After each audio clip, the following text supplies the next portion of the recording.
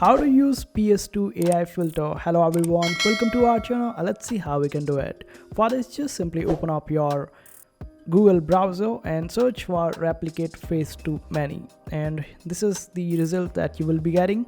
Now simply select the option of playground and it should take you over here, and here you need to pay some amount in order to get the results.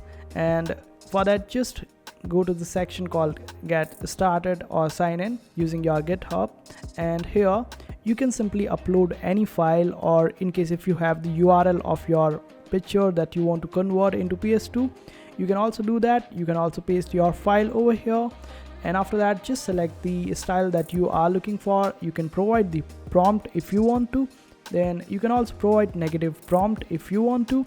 Just do and play around with the settings according to your needs and requirements. And even if you don't play around and just upload your picture and do the thing, like click on this option of run on playground, you would be getting the output over here.